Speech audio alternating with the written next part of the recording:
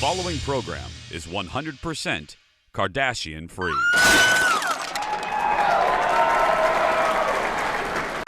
Here we go. Let's make it a good day.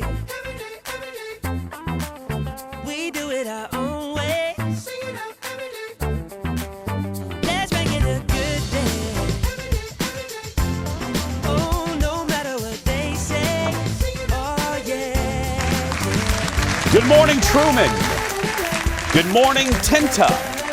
And good morning, Tumwater, Washington. And good morning to you. Welcome to the Jason Show. I'm Jace. Please say hello to my sidekick sister from another mister and Nanny's House of Nuts Employee of the Month, Kendall Mark. Hello. Hello. I don't know how I feel about the no word. The what? The no word. Oh, I know how I feel about it, and I have the jar. I have the jar right below me. I don't have any more change. If you missed the show yesterday, we made a drastic change here on the Jason Show. After getting a little lax with the rules, we've decided to reinstitute a ban on that family. I can't even say it. The K family. Mm-hmm. And then the music mogul that one used to be married to. Yes. So there's no, and I said the only way we'll ever talk about them is if one, they are eaten by a dinosaur, mm-hmm. or one of them cures a huge disease. I don't care what the disease is, but huge. It can't be the sniffles. What if it's like a really awesome, great, big, juicy story? No. Really? No.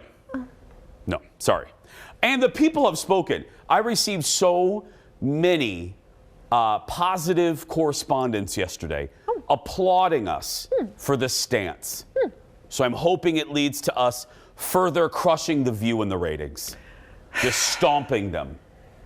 I would like to see management about this. Okay, well, he's right over there and he agrees with me. Have fun with that meeting.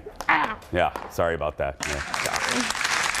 So speaking of Kendall not being happy, so yesterday at the end of the show, I told you all that she had signed me up for yet another horrible adventure that I was afraid to do, and that we have a segment called Fish Out of Water.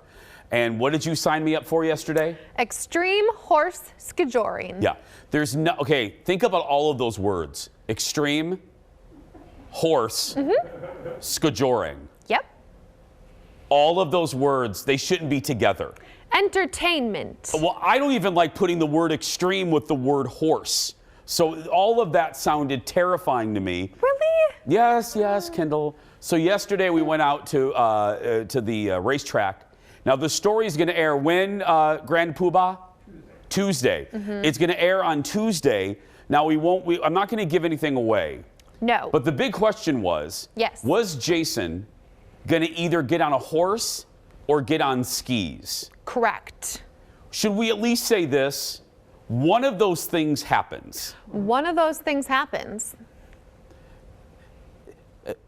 Barely. Mm-hmm. Barely. It was cool, though, you have to admit. It was really cool seeing the people who are very good at it do it. Yes. That was neat. So, absolutely. That was cool. But I was frightened. I was way out of my comfort zone, which is the whole point of the segment. Mm-hmm. But I was admiring of the talent of the professionals. Right. And we're giving you a preview now because guess what? Y'all can go to the event. Mm-hmm. It's this weekend, right, Kendall? Yeah, it's Saturday, so the 12th at Canterbury Park. If you want to go, you just canterburypark.com, or I think it's .com, canterburypark.com. Google it. Yes. Extreme skijoring. It's a really fun event to see because people who do it go off these moguls and these jumps, and it's horses. It's just awesome. And it's outside. I like it. And one of us did everything. Mm-hmm.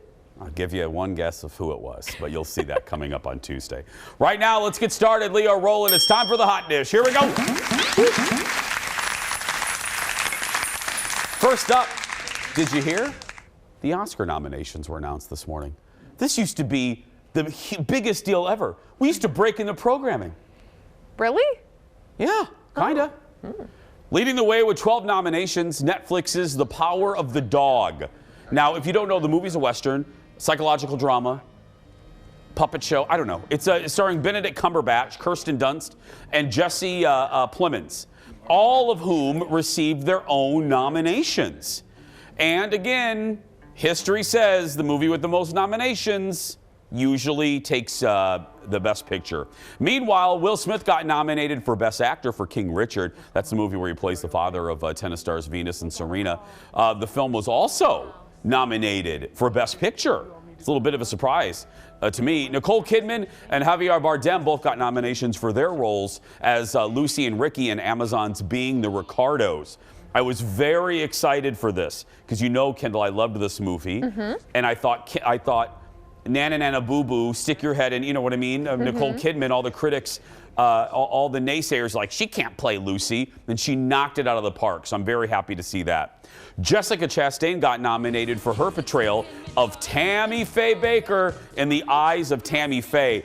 I can't wait to watch this. Executive producer Jeff says I'll love it. I gotta wait till Colin's not home because he's younger. No, he doesn't know who Tammy Faye is. He thinks it's like a candy company, you know? I mean, so I gotta. I love Tammy Faye chocolates. Now let's talk about some. Anyway, so I'm gonna watch that. Jeff said that Chastain deserves the nomination. I mean, her skin melted off, for heaven's sake. So she deserves true. it. Yeah. Didn't her face fall off or something from the makeup? Yeah. Her whole face, it just fell off. Fell right off. Remember, that's what happened to executive producer Jeff. That's why we learned yesterday he had extensive plastic surgery. Yep. That's why he's been wearing a mask. That's right. Again, you missed a good show yesterday. A viewer asked if Jeff had plastic surgery. And if Leo was married. Yeah, Leo. Because women were like, can I swipe right on Leo? Yeah. Among those snubbed, Spider-Man. People thought that this was going to be a Dark Knight type of thing where a superhero movie was going to get a Best Picture nomination because it is really good. Did somebody fall? Eric, you all right? Or did a nut fall out of your pants? You're good? Yeah. Okay. That's two separate questions. Is Eric good? And did walnuts fall out of his pocket? Okay. Two separate questions. And another big snub that people are talking about, Lady Gaga in House of Gucci. Gucci. Can I tell you, I reference him all the time. There's a producer here on the Fox 9 Good Day. His name is Bjorn. I call him BB, because what do I call him? Baby Bjorn. Baby Bjorn. And Baby Bjorn, the BB, is Gaga's biggest fan. We had to remove him from the control room today. He was sobbing uncontrollably. He was like getting all the electric stuff wet. Bad. Sobbing. Wasn't he, Bad. Kendall? Sobbing. Yeah. It was a fit. We had to call people. Yeah. On his Instagram, he had a picture of Gaga, and he goes, "Are you blanking kidding me?" Oh, and another snub, like Rita Morano from West Side Story didn't get nominated. The cast of Look Up or Don't Look Down or whatever the hell Don't that Look movie's Up. called, whatever. That was a good movie. Leo and Jennifer, people thought they should have gotten nominated. You know, I know you didn't like the movie, but I liked Tick, Tick, Boom. Yeah. And Andrew Garfield in it, I think we can both agree, did a really good job. I didn't like the movie. I loved him. So that was a good nomination. Yeah. I liked too. Next in the dish, don't mess with Leslie Jones. Don't you dare. And don't mess with the Olympics. NBC learned this the hard way. Now, you guys might know, Leslie has become an unofficial Twitter commentator for the games. But yesterday, she announced that she was thinking about stopping because NBC was blocking her videos. Soon after, the Peacock said the situation has been resolved. And Leslie is free to do her social media posts like she has in the past. You know what this means. The Peacock heard the outcry and did some investigation. They're blaming a third party. Here's the deal, the third party. Y'all control the Olympics so tight. It's you. Don't blame a third party. Y'all did this. Because, and I look, and they've had the Olympics, and they pay they pay the budget of Spain for the Olympics. Entire GDP. However, in this age of streaming, they got to renegotiate this because, like for us, we can't show clips. No other network can show clips until they're off the air. You know when that is? 2:30 in the morning. Fox 9, our home station. Dawn Mitchell in sports, they use claymation figures. They recreate the they recreate the performances. Pierre's fingers were bleeding the other day. But no, it's just ridiculous. Let other networks show clips. You know why? Because it may encourage viewers to actually watch the Olympics on your network, and you need it because the ratings are in the turlet. Yeah, and did you notice that Leslie Jones, when she was a cast member for SNL, she was doing this, and nobody was upset with her then, and now she's not. And a third party is to blame. Blaming the third party. Yeah. You know what that means? Intern. Intern Kenny? No, he works in Duluth now. Oh, hi. He has a real job. Is it Duluth? I think he works. Yeah. He works, I think, at the Channel 6 or something. He's a hard news reporter. This is Intern Kenny reporting live. Next in the dish, Jennifer Coolidge was on with Kimmel last night. The two talked about White Lotus, and specifically the scene where she's on the boat eulogizing her late mother. Look at this. You couldn't really tell when we were filming, but everyone was like 6 inches away on that boat. Mike said we was going to get us this big boat. It was this little boat. We were all really, really close to each other. And of course, I have terrible seasickness. I warned everybody. I said, I get very seasick. This isn't going to be good. And Mike was like, no, it's going to be fine. We're going to put this little thing around your wrist. Oh, yeah, those don't work. No. Yeah, So no, I had a big bucket. And I was so close to everyone doing it, like getting sick in this bucket. And I got sick on the little boat on the way to the bigger boat. I mean, I get sick on a swing. Well, that eulogy monologue was easily one of the best performances by an actor who was vomiting ever. Jennifer is also starring in a Super Bowl commercial for Uber Eats. It's really funny. Have you seen it? No, I haven't. I try not to watch the commercials beforehand.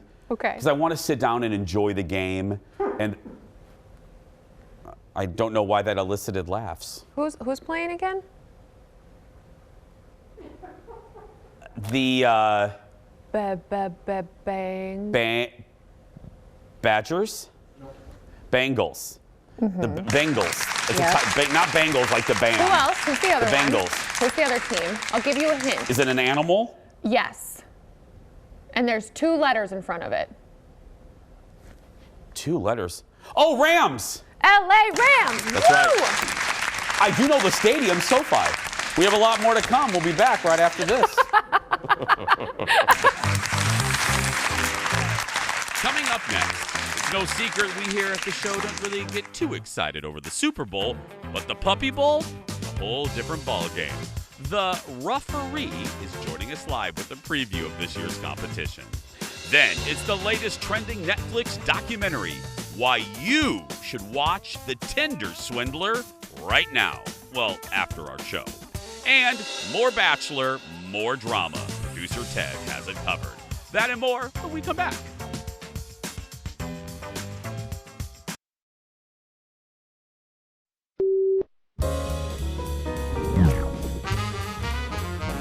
Thank you, Hunter. Appreciate that. You fell into a septic tank? Septic tank, Your Honor. You're covered with human. Yeah, they call me Pookie Dookie now. Well, there's a name. The only part of Kimmel's unnecessary censorship that we can actually show you without losing our jobs. Next in the dish, the big game. We can't call it the Super Bowl, or we have to pay another network money. It's coming up on Sunday. Holy crap! So we have the Olympics and the Super Bowl going on. I think isn't this the first time that's happened in history? Think 4? Well, no, but I mean, I know NBC has the rights to both. Oh, that's what's happening. Okay. That's the big. Thank you. I knew you knew. I knew you were smarter than me. And some of the commercials are leaking early. We just talked about that. Amazon dropped the ad featuring real-life couple Colin Jost and Scarlett Johansson. Let's look at this. Hey, babe, check this out. Alexa, it's game day. Streaming football on Prime Video. Closing blinds. Chilling rosé. Rosé? Well, it's an afternoon game. It's like she can read your mind.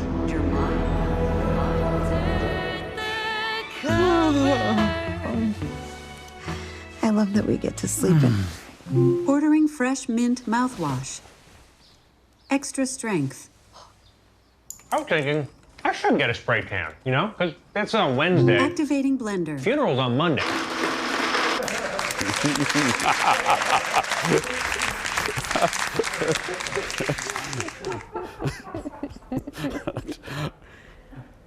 That doesn't happen in any of our households, does it, Kendall? No. No. Turn on blender.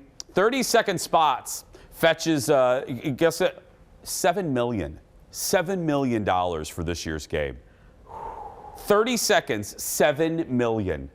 I can't, my brain, I can't wrap those numbers. No. Just doesn't, it I does can't not wrap compute. the numbers. It does not compute. No, that's a lot, but it's a lot of eyeballs on you. You know, a lot of eyeballs on your thing. But can I ask you, it's like, but the legacy brands, I always wonder, like, wow, you're spending a lot of money. Like, we all know Coke. You know what I mean? Nice. Hey, Budweiser, good to see you. Yeah. Bud does have a new flavor, though. It's called, like, Bud Light Extra. Really? Yeah, it's like a no carbs. Oh. Yeah. How did you, I know how you know this. I know how I know this. Yeah. Next in the dish, Elizabeth Holmes promised to change healthcare, but as the CEO of Theranos, it was all a lie, a big old lie. Now her story is becoming a limited series on the Hulu. Look. The world works in certain ways until a new great idea comes along and changes everything. What if you could test your blood in your own home? And what if it wasn't a whole vial, but just a drop? I'm going to drop out of Stanford. This machine is going to change the world. These kids don't overthink. They don't get bogged down about the way things have always been done. They want to change things now. Together, we are making healthcare accessible to everyone in this country. I don't understand how you're doing this extremely complex chemical engineering with a high school degree. This technology is 10 years away. Your idea's impossible, so you just keep trying. Do or do not. There is no try. That's Yoda. Wow. I can't wait to watch this. The Dropout is based on the award-winning podcast of the same name. It stars Amanda Seyfried, and it hits Hulu in March. It's just, it is one of those stories that truth is stranger than fiction. You know, if you would have if you would be pitched that story, oh, it's too unbelievable. Right. But it's believable, and now it's a movie. I mean, truly. I think that this looks really good. Elizabeth has such a distinct voice. Yeah. And I think Amanda's doing an okay job. I just want to watch it because it's juicy, though. Yeah, she looks like her a lot. Yes. And let's be clear, photographer Eric and his squirrels could do better medical work than her. I mean, you know. He's pretty good. The squirrels are good. Next in the dish. Oh, Ted's excited about this. The new season of Love is Blind is just a few days away. I'm actually excited about this too. I liked this show. The first season's social experiment was a big O ratings hit and created 2 moderately successful marriages. Great writing. The pods are officially open. This would be an awesome story to tell our kids. I met your dad in a social experiment where I was dating 14 other guys. He's like, I'm sorry, what, Mom? Have you ever been in love? I'm not trying to sound conceited, but it sounds like all you guys are going after me. Oh my God. Faith is definitely important to me. I'm not religious at all. Did we have a sex talk yet? Oh my goodness. This is rated R now. There's something about your voice. That's what everyone keeps telling me. But for real, I'm ready to like get deep. Growing up, I was a lot heavier. It's something that I'm constantly insecure about. I'm gonna be happy as hell. Whatever she is, whatever she looks like, I just can't wait. You're holding my mother's engagement ring. Will you marry me? Oh, okay. That's a lot. Loaded. Here's my mom's wedding ring. Will you marry me? I haven't seen what you look like. Please don't have 3 heads. You know? The new season drops on Friday. I just think it's a little, anyway, we could go on and on. Are you gonna watch it? No. Oh. I'm not. I'm gonna listen to you and Ted. Oh, this is the only one of Ted's crappy dating shows that I actually enjoy. But you said most of it's out of the bubble, and I thought that was interesting. Yeah, only the first 3 or 4 they're in the boxes, a little habit trails. Yeah. Well, get the whole family together on Sunday for the big game, the Super Bowl. I can't wait. No, that's not the game I'm talking about. I'm talking about the Puppy Bowl. It's back for the 18th year, and this year features Team Fluff that's my team, versus Team Rough. And the man at the center of it all is everyone's favorite referee. Please welcome back to the show, Dan. Hi, Dan. Hey, how are you? Good morning. Dan, I don't think I could ever get sick of saying referee.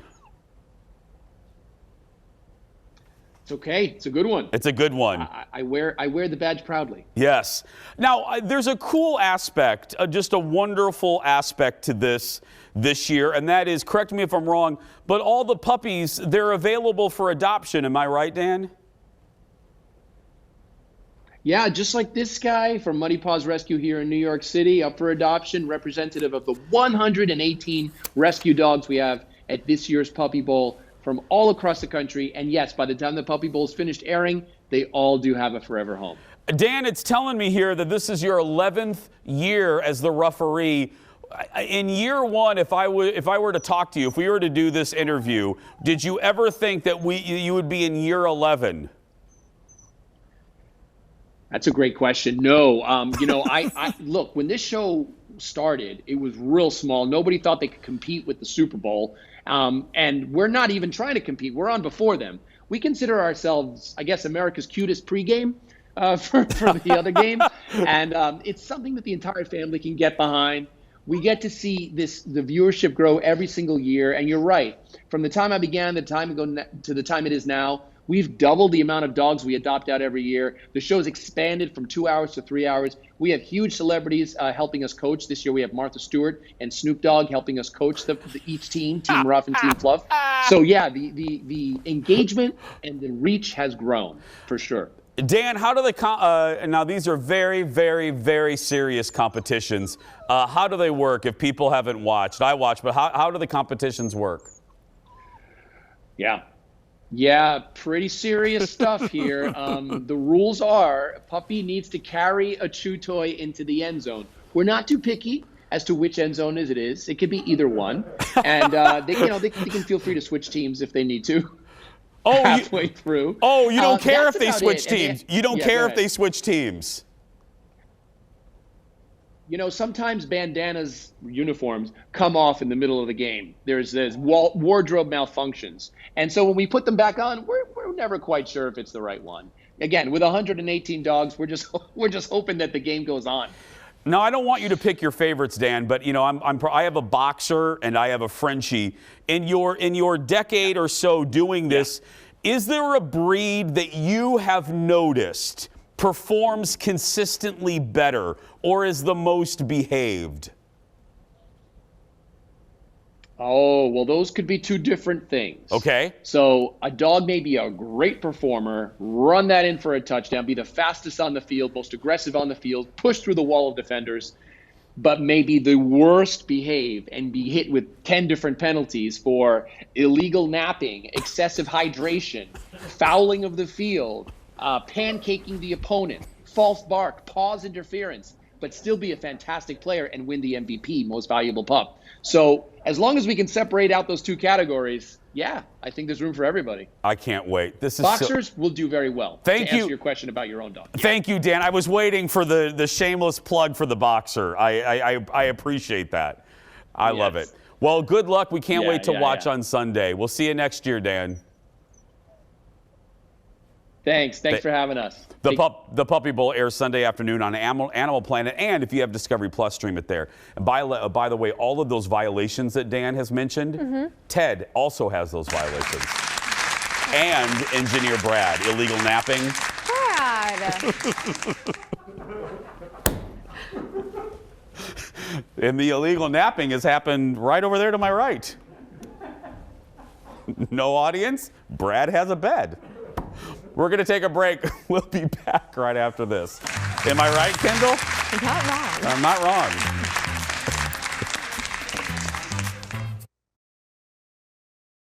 And after talking to you for some time, ran outside, told me and Genevieve to keep her name out of our mouths, took the trophy, ran off with it, and threw it into a pond. Throwing the trophy in the pond, it was pretty absurd. And I'm not really sure how you can go back from something like that. But yeah. I didn't know that she tossed the trophy. That certainly makes me have now different thoughts, but I need to ultimately talk to her as well. And I will see you guys here soon. So thank you. Thank you.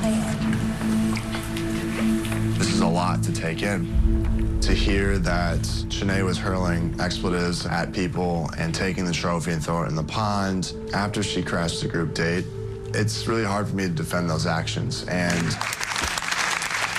just, young man, think about the sentence you just said. Just think about what you just said and ask yourself, should I be here? Clayton getting to the bottom of what transpired last week between Shanae and the ladies. Will the trophy throwing incident be enough for Clayton to pull the plug on Shanae? Or will Bachelor Nation's #1 enemy live to fight another week? We'll answer all of that because it's time once again for 72% of America loves Ted. Producer Ted Johnson joins us from the control room / Bachelor Nation headquarters. Good morning, Ted. Good morning. What happened? Let me just get right to it. Trophy Gate. What happened with Shanae? I think once Shanae realized, once she threw the trophy, I think she realized that she was in the wrong. And so he called her out and he said, how do you defend yourself? And she's like, oh, I don't know how to defend myself. So she goes in front of the women. She throws herself in front of the court. And she says, I've never had to do something so hard in my life. I'm apologizing. I want to be friends with all of you. I'm devastated. So she's got the tears flowing. It's all fake. And then she goes back to him. She says, I did it. I apologized to him. And boom, it worked.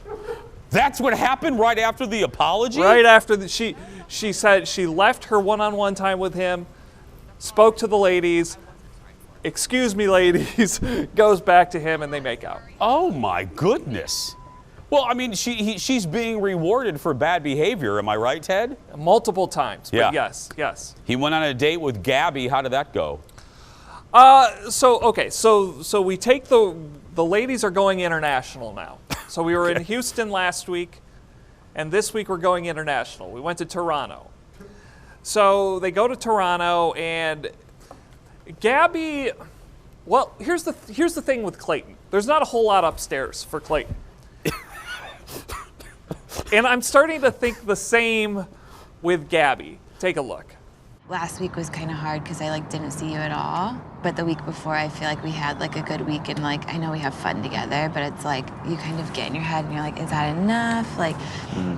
So it really came at the perfect time. Okay, well, thank you for sharing that. I know it can be kind of a mental, you can be jumping through mental hoops. Yeah, totally. And overthinking things and. Always. You don't want to know what's going on up here. I crazy. do. No, okay. I can handle a little bit of crazy. Yeah. Hold on tight. There's nothing to hold on to.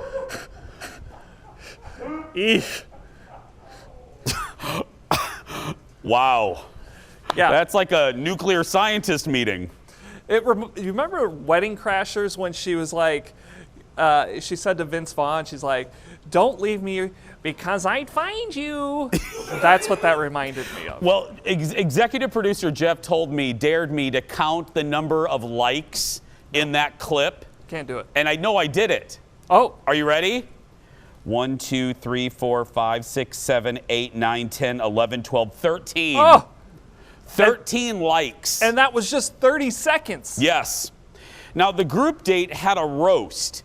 Like a comedy roast or Rack a Lamb? What do you mean? A comedy roast. Oh, okay. And these never go well because, there's the one lady who no one likes, and so then they start making fun of that lady. Well, Shanae wasn't on this date, but they still roasted Shanae. But they also roasted Clayton. One of the best jokes, one of the only jokes was I hear you basically you have a nice rear because you sat on the bench a lot in your pros. You're basically making fun of the fact that he says he was a pro football player, but he never played. Yeah. So that was good. But the rest of them, they just basically called Shanae a horrible person, and yeah. Was he in the NFL? Played. Okay, thank you. Finally, the 2-on-1 date has returned. Who do you think's on the 2-on-1? Shanae. Shanae's on the 2-on-1. That's right. So Shanae goes on the 2-on-1 with Genevieve. So this is now her new arch nemesis. And they go to Niagara Falls where, you know, Shanae's saying, I'm going to push her over the edge. And I saw how this was going. We had, it was like 8:52 at night, and I'm like, we're going to get a to be continued. Yeah. And that's exactly what they did. No rose ceremony. Shanae lives another week, and then we'll get this whole thing resolved next week. But no one went over the falls, right? Not yet. Okay. Well, let's hope. We can hope. It doesn't happen.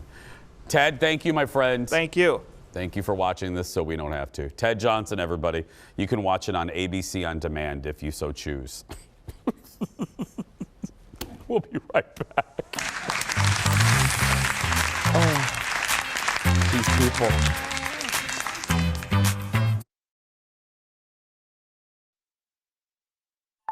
You can find a bit of everything on Tinder, but one little swipe can change your life. I only miss you when it rains. When I first talked with Simon, immediately we had a bond. And when I listen to the radio, he was smart and funny and very impulsive. I shared my whole heart with him. And then he asked me if I wanted to travel with him on a private jet.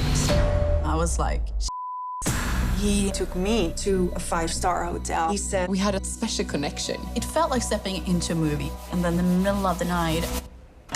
In the middle of the night, I'm not going to tell you what happened. She received a text message. Well, it's the new documentary a lot of folks are talking about this week about a con man using Tinder to swindle unsuspecting women. Welcome back to the show, friends. The Tinder Swindler, which, by the way, is a wonderful title, tells the true story of a group of women in Europe taken for a wild ride by a guy they thought was the man of their dreams. At first, everything seemed wonderful until strange things started happening. And then in the middle of the night, he said there was something he wants to tell me. He said he has threats against him. He needs our cash. $20,000. $30,000. $140,000? His life depended on me. That's when police tell me the man I loved was never real. Everything's a lie. Everything. Everything. So this is so multi-layered and so many avenues of this. I'm never going to be able, nor do I want to give everything away in a 4-minute TV segment. But this is so engrossing because unlike other documentaries or shows about this type of thing, this isn't really a catfishing thing, Kendall, because these women meet Simon. We're going to call him Simon. They meet this guy. This guy at the beginning of the courtship takes them to wild parties. He tells them that he is the son of like a diamond company CEO. He's a billionaire. He takes them on boat rides. He drops $3,000 for champagne. So he's there. I mean, it's not like they never meet him. You know, you hear about men and women meeting people online and they never really meet and then they're swindled. No. This guy meets these women and starts, I mean, some of them even start looking for condos for them to live together. And then, as I said, and I don't want to give anything away, they all start to seem happy, and then one of them receives a text message that basically says he's in trouble. And then the money starts being exchanged. They end up, and I won't tell you why, but they're sending him $25,000, $30,000, $40,000. Please call Amex and increase, call Amex right now. I need you to increase the limit of your card because the hotel won't let me use my card because of my enemies. And at first, and I know right about now, you're thinking what I was thinking. You want to kind of victim blame. Just be very honest. You want to say to yourself, because I said this on the couch, why are these women sending him this money? Right. But you can't do that because they're so wrapped up and they love him. It'd be like if, Jordan started acting weird or Colin, you love them and you would, of course I'm going to take out a payday loan for 25 or whatever. I'm going to do it. You know what I mean? How long were they dating him? Are each of them a little different? Each of them a little different. I don't want to really answer that, but you'll see. Okay. But it is so unbelievable. In the end, it's about an hour and 45 minutes. And, and I started to question the women. And Colin looked at me, just a moment of honesty. Colin looked at me and he goes, hello, your ex. I was kind of swindled. Oh, yeah, the fake Brit. The fake Brit. I was, luckily there was no money, but I was taken for a ride. I mean, hi, I'm British. Hi, I'm a tennis officiant. Right. Hi, I work for the Hillary Clinton campaign. None of those things were true. He wasn't British, and I believed him hook, line, and London Bridge. until it was revealed. I mean, I got a phone call. But so I looked at Colin and I go, touche, you're right. And I stopped, questioning the women. And then you feel for them. Right. And then at the end, you'll see. Can I ask one thing? Are there You ask whatever you want. 3 women that this has ever happened to with him? No. 3 women in this documentary. Got it. Mm-hmm. That's all I'll say about that. The Tinder Swindler is available right now to stream on Netflix. After you watch it, let us know what you think on our social media pages. We're going to take a break. We're playing a game, and executive producer Jeff is hosting when we come back.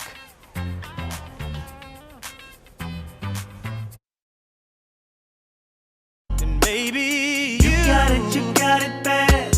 When you hang up and you call right back. Oh, you got it bad. And if you miss a day without your friend, your whole life's off track. 20 years ago today, when Kendall was Kid of the Month at KinderCare, we were watching that video on MTV. Usher's You Got It Bad, with a video featuring Chili from TLC, was #1 on the Billboard charts. I remember that. I love that. Love that show. I loved Usher back then, yeah. Still do. It's time to get in the Wayback Machine. We're traveling back to 2002 for a game. It's game time. Here we go.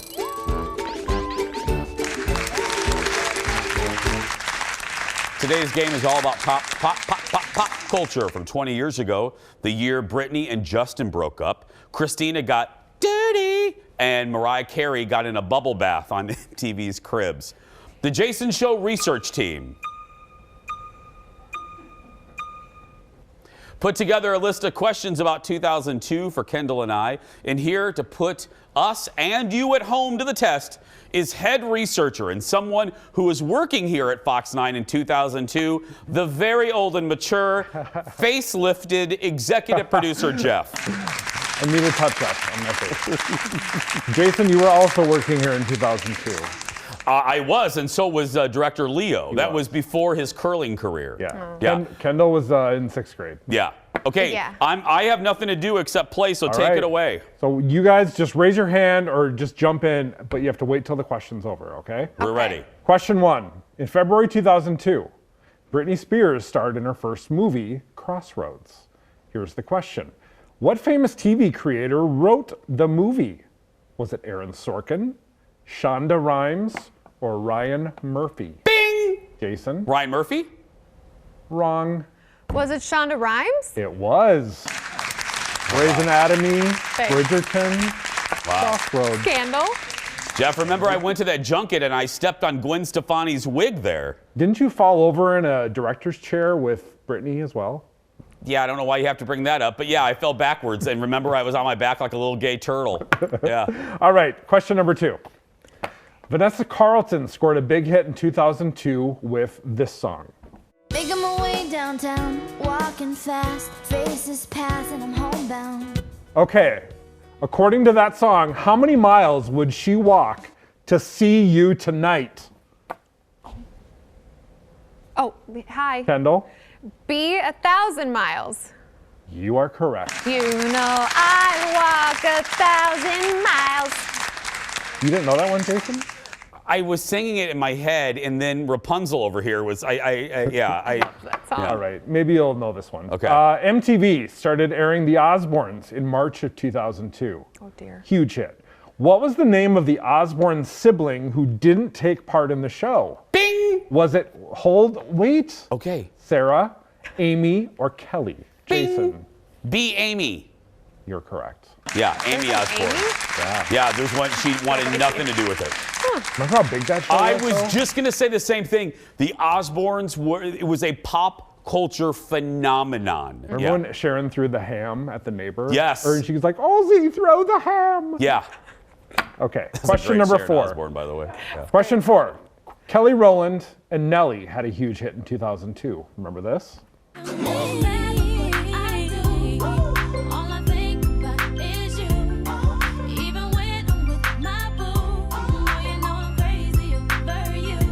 Okay. We all felt bad about Nelly. He had that cut on his face. Yeah. The Band-Aid. Never the healed. The title of the song is never mentioned in the lyrics. What is the title? I know. Dilemma, conundrum, or problem? Can I go? Kendall? Dilemma. Correct. I love that honestly song. didn't know that. Oh, really? No, I love that Jeff song. knows music is my deficiency. I don't. Yeah. I was like I was Nelly's #1 fan, so. Did you ever find out why he needed the Band-Aid?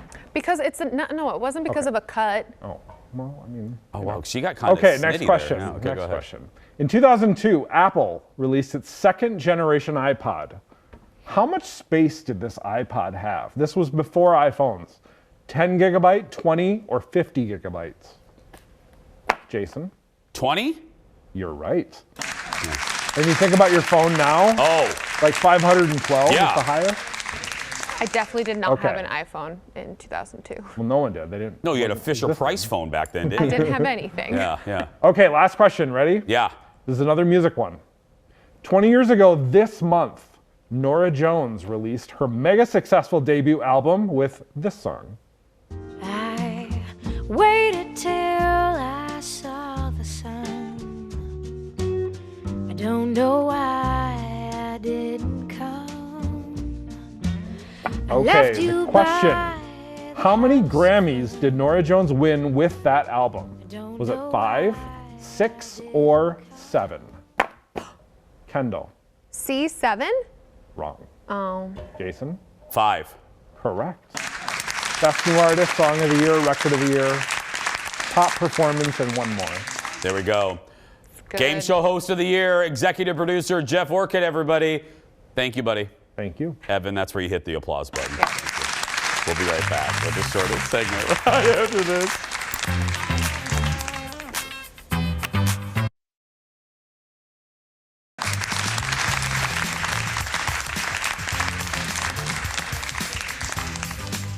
Welcome back. It is time for the world's shortest segment. Boom. Today, a big congratulations to my good friend, my buddy Fallon from the Dave Ryan in the Morning Show over there on KDWB. She's celebrating 10 years as part of the show. I know my radio bosses probably aren't thrilled with me acknowledging a competitor, but she's not a competitor. She's a good friend. She's so very delightful. One of my favorite people in this city, and I love her very much, and I love her family. She is the cutest kid. Her husband's great. She's the whole package, and she's one of the most talented radio people I've ever known in my life. And I have friends that don't listen to me; they listen to her. That tells you everything you need to know. I love you, Fallon. Here's to 10, 20, 30 years more. We'll be right back with a surprise goodbye. All of Colin's friends listen to her.